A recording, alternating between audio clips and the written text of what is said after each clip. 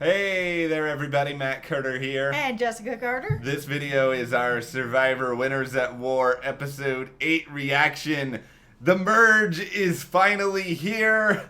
That means room for drama, room for cool, interesting moves. I will say this right out of the gate.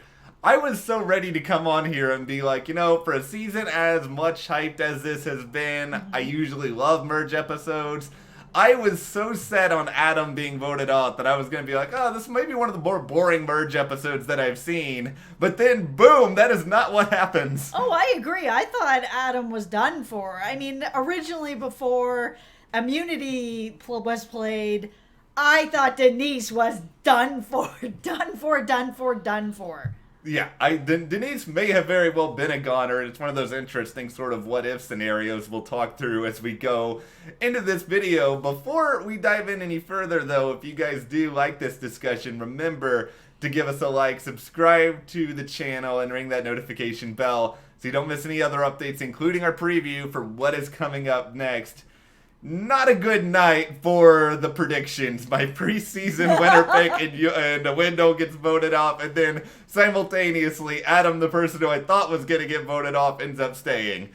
Yeah, and Yule didn't come back. Yeah, this was just we all take an L all around here, but no, the big, and we'll talk a lot about the Edge of Extinction returning challenge, I guess, in a minute, but the Wendell part of this is so interesting to me right now because it is sort of like, it seems as though Michelle and Nick were not in on the plan. It seems like everyone else was aware of the plan. Yeah, which is pretty interesting. So, I mean, I'm a little bit worried about them going forward, but I was actually really surprised that everybody decided to go after Wendell because he had been kind of rubbing a few people the wrong way. So, I mean, if that's the case, why not bring him further? No offense to your winner pick. Yeah, well, it's okay. I this is no offense to Wendell, I love from Ghost Island, but yes. I really thought he was going to play a different game, and that's where a lot of my prediction kind of came from, that he wasn't going to be, cranky Wendell for a period of time. And, yeah.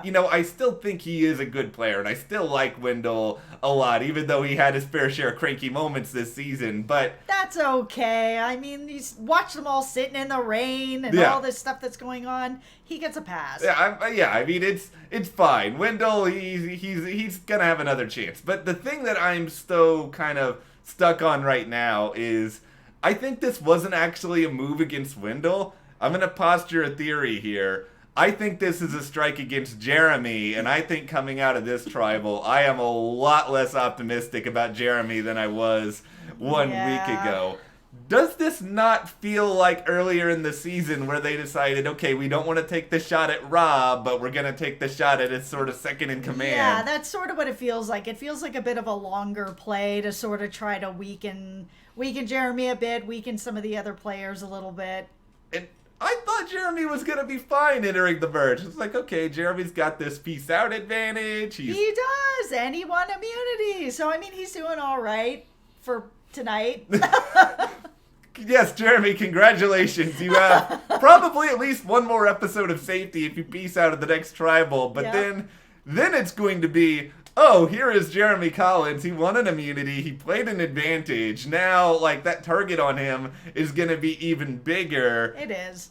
I am really worried about Jeremy, and I think Jeremy is an incredible player. He's so social. He's so likable. Well, that's why I think he's probably gonna have to go. Yeah, like I have always said, like, if I had to go to like the Survivor bar and hang out with someone, I would want to hang out with Jeremy. It's just, I think these people are probably like, you know what? We can hang out with Jeremy after the game. We don't need Jeremy to take $2 million from us. Oh, I totally agree. But it was nice to also see in the merge a lot of the bigger players all kind of come together and be like, okay, so we just saw all these amazingly huge players all come back from Extinction to play this game, and how just having that visual of seeing who is still in the game, and then all the like Rob and Barb and like all these huge players all sitting over on Extinction ready to play. I think it really changed things, and that's when I sort of was starting to feel like, okay, people like Tony are kind of like, we had Tyson get back in the game and sort of all this sort of like, we're looking at what's going on over here and it's not looking that great. If we don't do something about this, we're all going to be over there too. It's just going to keep happening. Yeah, and I really wanted I wish I had a good name for the, Big Target Alliance, where I could call them, if you have a name for the Big Target Alliance, put it in the comments, because here's what we got at this. We have Tony, we've got Tyson, we've got Jeremy, and then we have Ben, which I'm going to sound an alarm on Ben being in the Big Target Alliance. The Big Target Alliance. Maybe we'll call them the Ladder Lads. Hashtag ladder lads. Nope. We're doing ladder lads now. That is the thing. So okay. I've been hanging around you too long. The ladder lads.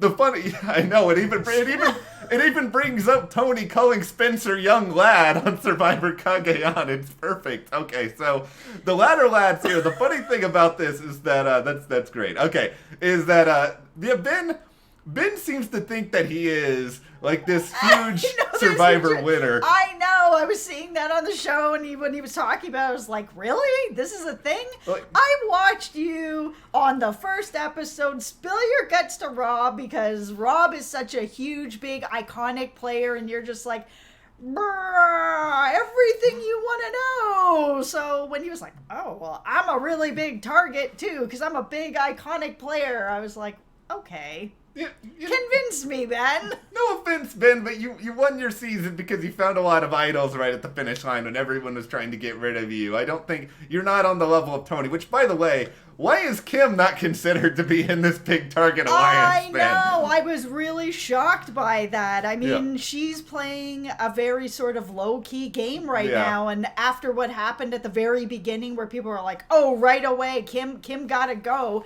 ever since then, she has really just been like, okay, you know what? I'm just going to be quiet over here, and I'm going to continue to go further in the game, and it has worked.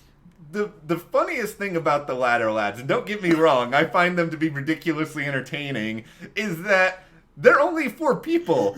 There was a lot more than 4 people in the game. It was like, absolutely, they actually didn't have that much control. I'm gonna throw you another theory here on this, because I've been trying to think about who do we actually give credit for this move to. I'm gonna suggest that it is Sophie, because it seemed like Sophie seemed to be the one who sort of leaned into, I would rather have Wendell. And so I was thinking a lot about this, and like, okay, if Jeremy got the ladder lads on the same page to be like, okay, we're gonna get rid of Nick, and then you've got these 3, the Nick, Michelle, and Wendell, who are sort of on the outside of it. Yep. But then you've got Sophie, and then you've got Sarah, and then you've got Kim, and then you've got Adam and Denise. There, let's actually have my fingers in frame, and that's 5 people. 5 is greater than 4. Yep. Maybe those 5 are just like overruled, we're getting rid of Wendell, and then they just all fell in line. Sophie and Sarah are in such a good spot. And I know that we'll talk about the preview and everything that's going on with what's going to maybe happen to Sarah. But the 2 of them are in such a nice spot together because they really are kind of solidified in where they are, and then they've got really nice branches out right now. So even though we have the ladder lads, Sarah is still working with Tony a little bit, and I think that they might be able to sort of continue that on. We have an interesting tale of like other alliances in this episode, because we have Cops Are Us, which I'm really actually kind of surprised. No Cops Are Us conversation really at all. I think Tony was too busy broing down or something. Yeah, and I think that they don't really need to have that conversation. I think they know that they are going to be there for each other. Unless, of course, their backs are up against the wall, then you never know, right? But I think they just kind of know that that's a thing and that they can depend on each other if they need to. Can we officially say that Yule was the glue that kept the Yule Alliance together, hence calling it the Yule Alliance? Oh yeah, that alliance is folded. Yeah, I think it is the Cops Are Us, I think we can still say is active. I think R.I.P. to the Yule Alliance. It died when Yule did from the game. Yeah, it is done. So yeah, I think that's sort of the way that all that has sort of panned out. But it is... There's a lot of just, I think, fun scenarios that we can talk through, but I guess we should go back in time now, because I think we need to look at Edge of Extinction in this challenge, because there's a lot of weird decisions that were made kind of all around here when it comes to fire token distribution. Yeah, I mean, one of the things that I was kind of wondering a little bit about when Rob and Amber were talking, and I totally get that Rob is really great at challenges and he's a really great player, but he's also a huge target. So there was a part of me that was wondering if instead of Amber giving her token to Rob, if Rob was going to maybe give his tokens to Amber, because Amber, I feel, would maybe have a better chance of going further in this particular game the way things are being played, because all the huge targets are going out one after another, after another, after another. And Rob feels like, especially in this particular game that they're playing now, is a bigger target than Amber. So putting Amber back in the game, I think she would have had a better chance of going further. I think if Rob came back in, he was going to go right back out. I think we would be talking about Rob being voted out right now if Rob went back into the game. I mean, I could be wrong. Maybe he would last the tribal or two, but this, I think, is the dilemma. And I wondered this going into this episode too, that I think Rob probably has a better chance of winning if he makes it to the end, but I think his chances of making it to the end are significantly lower. Amber, I think, has a much better chance of making it to the end, but would Amber win at the end, given she was voted off first so early? I mean, is Amber going to make a lot of huge strategic moves along the way? She might. I mean, she's got a pretty good social game, and there's a lot of social players there. I think she would have had at least some sort of a chance. I mean, maybe this was a miscalculation on some level. Maybe it was okay, we think Rob's just got a better chance of winning this challenge, and we need... I think that's probably where they went. It's still, I think, a really fun dilemma, and I'm curious to know what you guys think about this, because Rob versus Amber, Amber probably makes it a good bit further, and then you add on top of this the whole fire token menu just conundrum, because this is my understanding as to how it was working, that you could use up to 3 tokens for 3 individual advantages in this challenge. I mean, correct me if I'm wrong with this, but I think that is how it was supposed to work, and yet you see both Natalie and Rob be like, okay, you know what, I'm going to get an idol, and I'm going to get an advantage. How about you actually just use all of those things to get advantages and get back into the game first?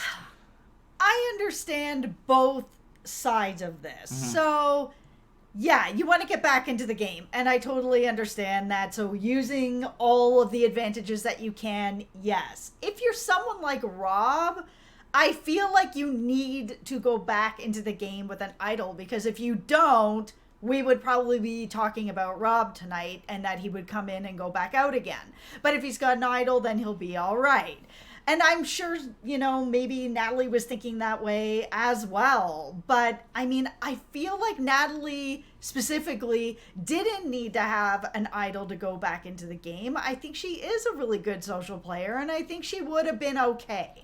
And I think the other sort of fascinating thing to think about here is that just looking at that challenge, I think Natalie would have been really good at that challenge. I think Natalie and Jeremy both could have won immunities, and then, because they're so close, I think one of them could have been targeted, but I think they both would have won immunity and been A-okay. And for Rob, he was like literally an inch from winning this challenge if he had just played one more. It's peanut butter to the rescue. I said it before, I'll say it again. He had the peanut butter advantage.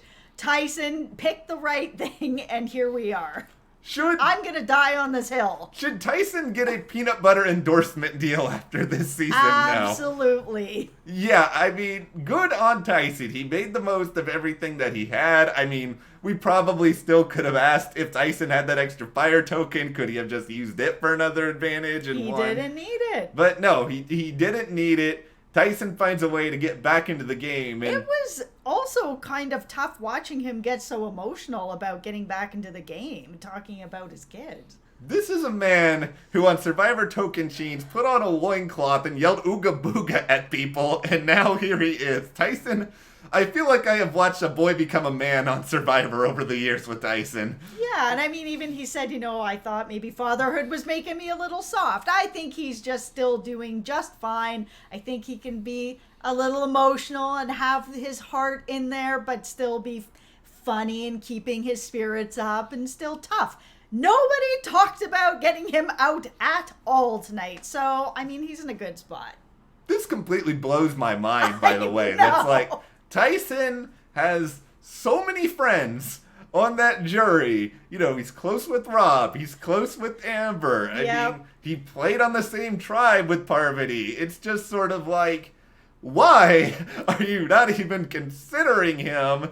It doesn't seem like he had, even with his Ladder Lads alliance, it doesn't really seem like they had much control over the numbers. No, and I mean, the only thing I can think of is just basically that because he's sort of on, not on his own right now, but I mean, he kind of, they may have felt that way about him, that it's like, okay, all the people he's really working with are all on the jury. We can deal with him a little bit later. He doesn't have to go right now. He's still a big target. That's great for everybody else in the game to have him around right now. I think it was just kind of, you know, there's other stuff going on, and obviously we had Cranky Wendell going out.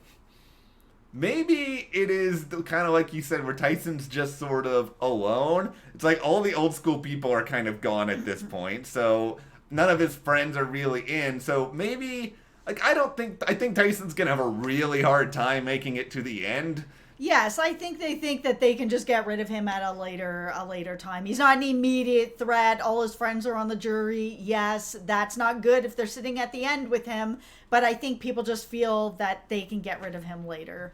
Yeah, I think there's just a lot of other sort of well-connected people who have to be sort of looked at right now as these sort of big-time targets. I think, you know, we've got Jeremy, who we've already talked about at this point, who I think is going to be in a lot of danger moving forward.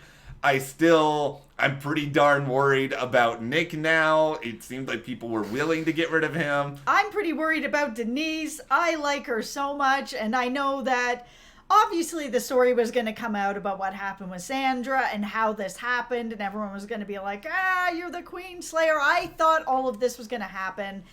But she tried to not downplay it, but she definitely wasn't like, yeah, I took her down. It's me. I did all of it. She played it as sort of like, matter of fact, yeah, this is what I did, and then I played this, and this is how it came out. She played it the best way she could, but there's no real downplaying that move, no matter how you're going to say it. So I again think that she was going to be in huge trouble tonight if she did not win that immunity. And hopefully this little bit of time and this extra bit of, you know, social game and all that's going to put her in a bit of a better spot, because I am not ready to lose Denise. And here's the other component that I think we have to throw in here. I think there's going to be another idol at that camp somewhere, because I think they said they're at the Sele beach now, and that's where the idol was that Denise found, and she's played it.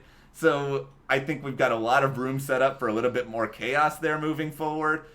Let's talk a little bit about Adam, though, because Adam, I mean, Adam was actually crankier than Wendell in this episode with his, like, confessionals of just, like, berating Ben, which I love his confessionals. They're extremely entertaining. It feels like Adam is just storing up all this pent up just anger, and then he goes into the confessional room and just spews it out on people. Well, and that's good, because he could be spewing it around camp. At least he has an opportunity to get it all out and say what he's gonna say, and I'm still worried about him. I mean, he's definitely on the tip of everybody's tongue, and he has been for a while. He is always a name that's thrown out. This is the episode full of the holy trinity of Survivor saltiness. We have Wendell, we have Adam in confessionals, we have Ben, which is probably one of my, I don't know if this is my favorite or least favorite Survivor moment of the episode, when you have Sophie's at the challenge and she's just shivering,